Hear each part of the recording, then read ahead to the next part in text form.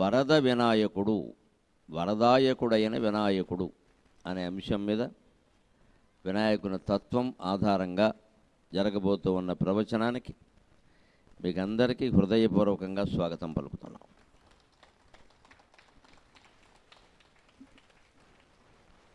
మాతృదేవోభవ.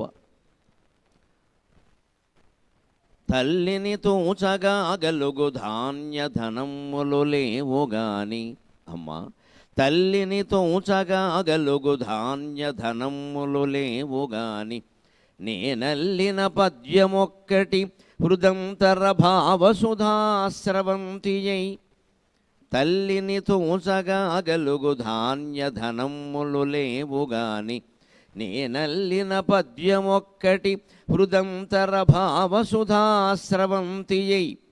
తల్లి పదమ్ములం తులసిదామమునై తులతూగుచుండ, మా తల్లి పదంబులం తులసిదామమునై తులతూగుచుండ, నాయుల్లము ఫుల్ల నీరజ మృదోజ్వలమై వెలిగించు కన్నులన్. నాయుల్లము ఫుల్ల నీరజ మృదోజ్వలమై వెలిగించు కన్నులన్. తల్లిదండ్రుల ప్రేమని తూచాలి అంటే ధాన్యాలు సరిపోవు, ధనాలు సరిపోవు. తల్లిని తూచగా గలుగు ధాన్య ధనములు లేవు కానీ, మరి లేనప్పుడు ఏం చేయాలి? ఏదో రకంగా వాళ్ళ రుణం తీర్చుకుందాం అనిపిస్తుంది కదా. వినాయకుడికి అనిపించింది, మనకే అనిపిస్తుంది. నేనల్లిన పద్యమొక్కటి హృదంతర భావసుధాస్రవంతియై. నేను కవిని కాబట్టి, అవధానిని కాబట్టి, పద్యం వల్లే శక్తి సరస్వతి కటాక్షం వల్ల లభించింది కాబట్టి, అమ్మా నీ మీద ఒక పద్యం అల్లుతాను, అది నా హృదయంలో ఉండేటువంటి భావాల అమృత ప్రవాహంలాగా. తల్లి పదమ్ములం తులసిదామమునై తులతూగుచుండ. నీ పాదాల్లో అది తులసి ఆకుల మాలలాగా, నీ ప్రేమకి కొలమానంలాగా తులతూగుతూ ఉంటే అంతకంటే తోచడానికి సాధనమేమీ లేదు. భగవంతుడిని తోచాలంటే తులసాకే ప్రమాణం. సత్యభామ సమస్త ఆభరణాలతోనూ కోట్ల విలువలు చేసే ధనరాశులతోనూ శ్రీకృష్ణుడిని తోద్దామని ప్రయత్నం చేసింది, కుదరలేదు. ఆయన తోగలేదు. ఆయనకి ఇష్టమైతే తప్ప ఎవరికీ లొంగడు. ఆయనకి ఇష్టంగా లేదు, లొంగలేదు. నీ ఇష్టం మొత్తం అంతా సమర్పించుకో అన్నాడు. ఏమీ ఉపయోగం లేదు.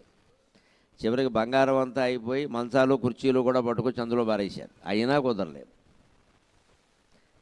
కానీ రుక్మిణీదేవి భక్తిగా, నువ్వు తూగాలంటే తూగుతావు కానీ మేము నిన్నెక్కడ తోచగలమజా అని తులసి మొక్కకి ప్రదక్షిణం చేసి, ఒక్క ఆకు తులసి మొక్క అనుమతితో త్రుంచి ఆ ఆకుని శ్రీకృష్ణుడు కూర్చున్నటువంటి త్రాసుకి రెండో వైపున వేయగానే శుభ్రంగా లేచి కూర్చున్నాడు. ఆయనకి ఇష్టమైంది లేచాడు. తులసి అంటే ఇష్టం కాదు, భక్తి అంటే ఇష్టం. మనం అనుకుంటాం అలాగే భగవంతుడికి తులసి అంటే ఇష్టం, అందుకని బాగా తోటలు పెంచేసి ఆయనకే చికాకు వచ్చేలాగా తులసి ఆయన మీద వేసేస్తూ ఉంటాం. ఊరికి 1,00,000 తులసి, 1,00,000 తులసిని. ఇదే వెర్రి అంటే ఇదే. ఆయనకి తులసి ఇష్టమై లొంగలేదు, రుక్మిణీదేవి ఇష్టమై కూడా లొంగలేదు. భక్తి ఇష్టమై, నిరాడంబరత ఇష్టమై, నిరహంకార స్వభావం ఇష్టమై లొంగాడు. ఆ నిరాడంబరతకి, భక్తికి, నిరహంకార స్వభావానికి తులిసాకు ఒక ప్రతీక అంతే. తులిసాకు కాకపోతే తూటాకు కూడా కావచ్చు, అది పెద్ద విషయం కాదు. అది భగవంతుడు అవన్నీ లెక్క పెట్టుకోడు, మన అంతరంగాన్ని చూస్తాడే. అందుకని ఇంత జ్ఞానాన్ని ఇచ్చినటువంటి తల్లితో కూడా నేను ఏమంటున్నాను అంటే, నిన్ను తూచగలిగేటువంటి ధనధాన్యాలు నా దగ్గర లేవమ్మా. నేను ఇవ్వగలిగింది తులసాకు కూడా కాదు, ఓ పద్యం ఇవ్వగలను. అందుకని ఆ పద్యమే నీ పాదాల్లో తులసాకై తులతూగుచుండ, నాయుల్లము ఫుల్ల నీరజ మృదోజ్వలమై వెలిగించు కన్నులన్. నా హృదయం వికసించినటువంటి కలువ పువ్వులాగా ప్రకాశించి నా కళ్ళను వెలగింపచేసి ఈ కార్యక్రమాన్ని నడిపింపజేయునుగాత అని మాతృవందనంతో దీన్ని ప్రారంభిస్తూ ఉన్నాం. ఇక ఆ మాతాపితరుల యొక్క విలువని మనకి తెలియజేసిన గణపతి తత్వం, గణపతి వైభవం, గణపతి యొక్క స్వభావం, ఇవాల్టికి ఇన్ని వేల సంవత్సరాల తర్వాత కూడా గణపతి యొక్క ప్రభావం ఎంత ఉందో మనం రకరకాల సాహిత్యంలో ఉండే పద్యాల ద్వారా తెలుసుకునేటువంటి ప్రయత్నం చేద్దాం. నేను మా ఇంట్లో ఉండే తాటాకు పుస్తకం ఓసారి తిరగేశా. మా నాన్నగారు మా తాతగారి నుంచి వచ్చినటువంటి సంపద, గ్రంథ సంపద కొంత ఇంట్లో అట్టు పెట్టుకున్నారు. ఏవో ఆయన చదివారు. తర్వాత ఒక 30 పుస్తకాలు, తాటాకు పుస్తకాలు మిగిలి ఉంటే, సరే ఉన్నవాళ్ళలో నువ్వేదో కాస్త ఈ ఆసక్తి ఉన్నవాడివిలా ఉన్నావు, తెలుగు ఎంఏ చదివావు కదా, అందుకని ఇవేవో తీసుకోరా అని నాకు ఆయన అవి ఇచ్చారు. ఆస్తి కూడా ఇచ్చారండి, దాంతోపాటు ఇవి ఇచ్చారు. అది ఇవ్వకుండా ఇది ఇవ్వాల, అన్నీ సమానంగానే ఇచ్చారు, నాకేమీ తక్కువ చేయలేదు. దాంతోపాటు నాకు అదనంగా ఈ తాటాకు పుస్తకాలు ఇచ్చారు. మహానుభావుడు అవధాన కళ కూడా ఇచ్చాడు. ఆయన వేదంలో అవధాని, మా నాన్నగారు ఆయన అవధాని గారు అనేవారు. వేదంలో క్రమాంత స్వాధ్యాయం వరకు చదువుకున్న వాడిని అవధాని అంటారు.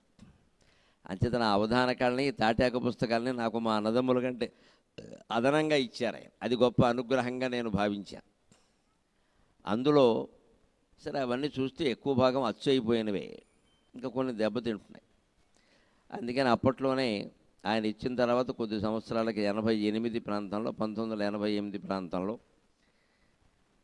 ఆ గ్రంథాలు చాలా భాగం తెలుగు విశ్వవిద్యాలయం వారికి ఇచ్చేశారు. వారు మొత్తం పాత గ్రంథాలన్నీ సేకరించి డిజిటలైజేషన్ చేస్తున్నాం మేము, అవన్నీ జాగ్రత్త పెడతామంటే అది ఉపయోగపడతాయి కదా అని ఇచ్చారు. కానీ ఒక పుస్తకం నా దగ్గర అట్టు పెట్టుకున్నాను. ఇంకో పుస్తకం జ్యోతిష్ శాస్త్ర సంబంధం ఏంటంటే, మాకు తెలుసున్న ఆయన ఒక జ్యోతిష్ శాస్త్రవేత్త ఉంటే ఆయనకి ఇచ్చారు, ఇది మీరు చూసుకోండి. ఇంకొకటి నేను అట్టు పెట్టుకున్నాను, అది పూర్తిగా వివాహ ఉపనయన మంత్రాలకి సంబంధించిన తాటాకు పుస్తకం. అది నేను పూర్తిగా చదవాలి. అసలు తాటాకు పుస్తకాలు పూర్వం చదివేవాళ్ళు కదా, నాన్నగారు చూశారు, తాతగారు చూశారు, మనం కనీసం చదవలేకపోతే అలాగా చూద్దాం అని చూస్తే అసలు ఆ రాతే ఆశ్చర్యం. అది రాత కాదు, ఇది గంటంతో చెక్కడం, గాడి ఇలా చెక్కుతూ వెళ్ళడం. ఇది కలం ఇలా పట్టుకోరు, ఇలాగ కటింగ్, స్టెన్సిల్ కటింగ్ లాంటిది. అది తాటాకు ఇంత వెడల్పు, ఒక అంగుళం వరకు వెడల్పు ఉండేటువంటి తాటాకు మీద 6 పంక్తులు రాశారు ఏకంగా. మళ్ళీ వెనక్కి తిప్పి 6 పంక్తులు రాశారు. ఇటువైపు కట్ చేసినా అటువైపు పడదు, గాడి పడదు, అటువైపు కోసినా ఇటువైపు పడదు, అంత నైపుణ్యంతో రాశారు. ఆ గ్రంథం రాసిన లేఖకుడు పేరు సరిగంటె లక్ష్మణ. ఆ మొత్తం తాటాకు పుస్తకాల ఆకులన్నింటి చివరి ఆకు మీద ఇది సరిగంటె లక్ష్మణ వ్రాసి గరికపాటి సుబ్బావధానులు గారికి అందించిన గ్రంథం అని రాశాడు. అంటే సుబ్బావధానులు గారు అంటే మా తాతగారు. ఈ రాసిన ఆయన లేఖకుడు పేరు అన్నమాట ఇది. అని చూస్తే ఆ గ్రంథంలో మొట్టమొదట ఆయన రచన, లేఖనం, మంత్రాల పూర్వం నుంచి ఉన్నాయి కదా, అవి రాసింది ఆయన చేత్తో. ఆ లేఖనాన్ని మొదలు పెడుతూ గణపతి ప్రార్థన చేశాడు. ఈ సరిగంటె లక్ష్మణ గారు కూడా మంచి కవి. ఆయనదో ఆ పద్యం, ఆ శ్లోకం లేదా ఎవరిదోనైనా గుర్తొచ్చి ఆయన శుక్లాంబరధరం విష్ణువు అన్నట్టుగా దాంట్లో రాశారో తెలియదు. కానీ ఆయనదైతే ఆయనకి నమస్కారం, ఆయనది కాకపోతే ఎవరిదైతే వారికి నమస్కారం. ఆ శ్లోకం మాత్రం చాలా గొప్పది. అది గణపతి గురించి రాస్తూ, నా ఈ లేఖనాన్ని గణపతి నిర్విఘ్నంగా కొనసాగించునుగాక అన్నాడు.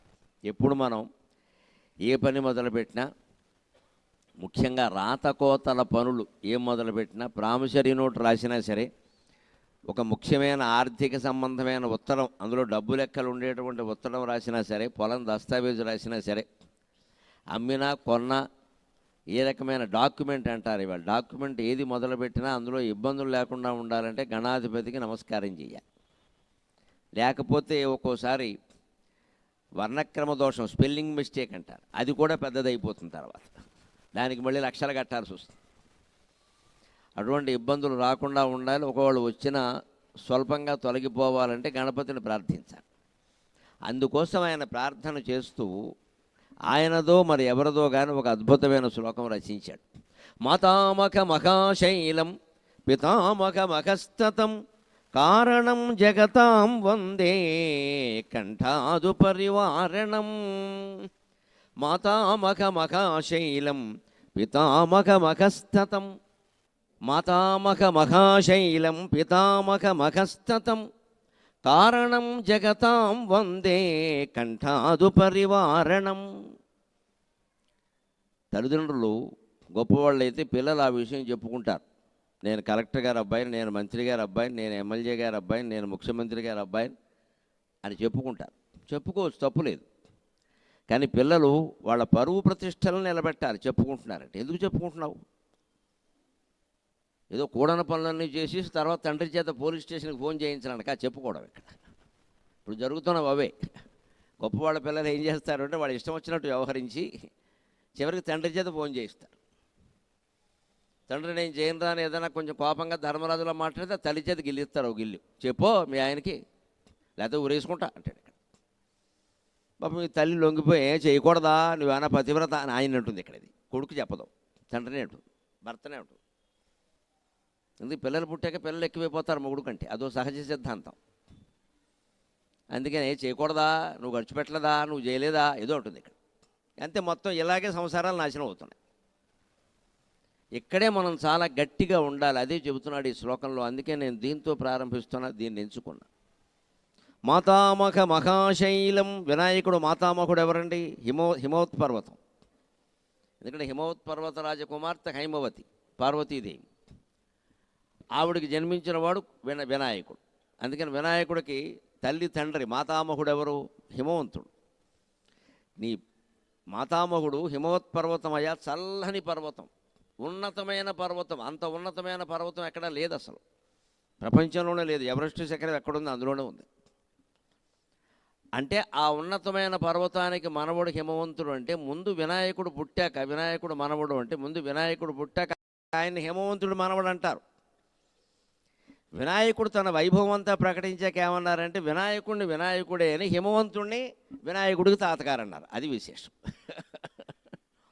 మన జీవితాలు ఆ రకంగా ఉండాలి. మనం పుట్టినప్పుడు మన పేరు ఎవరికి పెద్దగా తెలియదు కాబట్టి ఫలానా వారి అబ్బాయి, ఫలానా వారి మనవడంట, ఫలానా వారి మనవరాలంటారు. కానీ మనం తర్వాత విద్యలో కానీ నైతికంగా కానీ సాధించే విజయం ఎలా ఉండాలి అంటే మన పేరుతో పెద్దవాళ్ళని చెప్పేలా ఉండాలి. తాతగారి పేరుతో మనవడిని చెప్పడం కాదు, మనవడి పేరుతోనే తాతగారు చెప్పడం. తాతగారు ఎక్కడైనా కనపడితే అవి వీళ్ళ మామూలు వాడు కాదని బాబు, వీళ్ళ మనవడు చూశారు మీరు, ఐఏఎస్లో నెంబర్ 1 అని చెప్పాలి. మరి నెంబర్ 1 కాకపోతే ఏం చెబుతారు? అది వినాయకుడు వైభవం అంటే.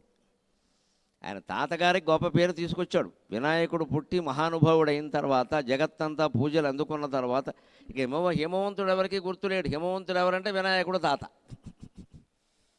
అది కుటుంబాల ద్వారా మనం సాధించాలి. యువతరం ఆ విషయాన్ని గుర్తులో పెట్టుకొని తల్లిదండ్రుల పేరు, తాత ముత్తాతల పేరు నిలబెట్టే విధంగా ప్రవర్తించాలి. అదే ఇంట్లో పెద్దవాళ్ళు చెబుతూ ఉంటారు, ఒరే ఎటువంటి కుటుంబంలో పుట్టాంరా, ఏం చదువుతున్నావు, చదువుతున్నావు, అసలు ఇంకా అడ్డగోలుగా తిరుగుతున్నావు, అటు ఇటు ఏమిటది అని ఎందుకంటారంటే ఊరికే గొప్పలు చెప్పకుండా మరి చెప్పుకుందుకు ఏమున్నాయి గొప్పలు కాకపోతే.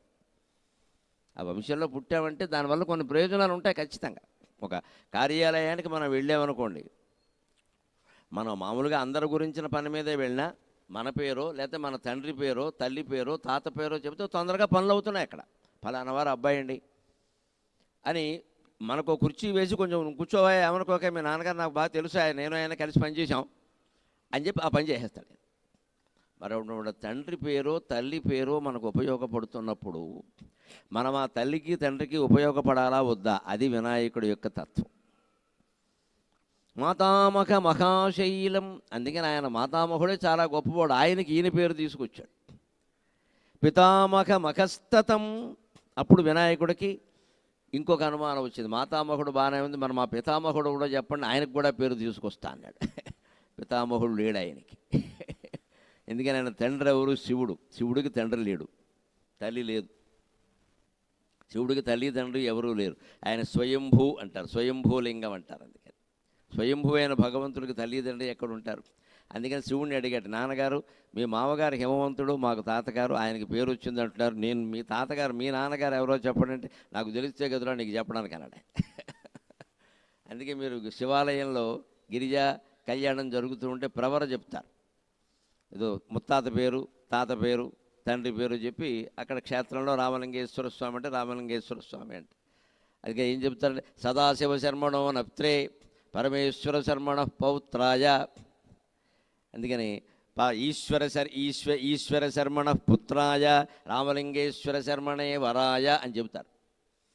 ఈ సదాశివుడెవరు, పరమేశ్వరుడెవరు, ఈశ్వరుడు అన్నీ ఆయనే పేరు లేక చెప్పేశారు అంతే. XYZ అంటే బాగుండదని. అన్నీ పరమేశ్వరుడు పేర్లే. ఆయనకి తండ్రి లేడు, తండ్రి లేని వాడికి తాత ఎలా ఉంటాడు? కానీ మరి సంప్రదాయం ప్రకారం ఓ ప్రవర చెప్పాలి. అమ్మవారికి ఆ ఇబ్బంది లేదు, అమ్మవారికి హాయిగా ప్రవర ఉంది. ఆవిడ తండ్రి ఎవరంటే హిమవంతుడు. ఆ హిమవంతుడి పందులు ఇంకో పర్వతం ఉంది, దానికి ఇంకా బ్రహ్మదేవుడు ఉన్నాడు, బ్రహ్మదేవుడి నుంచి వచ్చే ఇవన్నీ చెబుతారు. శివుడు అలా రాలేదు, మరి స్వయంభువు. విష్ణువు అంతే. రాముడైతే ప్రవరం ఉంటుంది ఖచ్చితంగా. దశరథ మహారాజు పుత్రుడు, అజమహారాజు పౌత్రుడు, రఘుమహారాజు మన ప్రపౌత్రుడు అని చెప్తారు. సీతాదేవికి చెప్తారు జనక మహారాజు, కుశధ్వజ మహారాజు, రత్నధ్వజ మహారాజు, అలా వాళ్ళ పేర్లు వాళ్ళకు ఉన్నాయి. వాళ్ళ రాజవంశాల్లో పుట్టారు కాబట్టి, మానవులుగా పుట్టారు కాబట్టి. మరి విష్ణువు శివుడు మానవులుగా పుట్టలేదు. అవతారం ఎత్తడం వేరు, సహజంగా ఉండడం వేరు. అందుకని శివుడికి ప్రవర లేదు.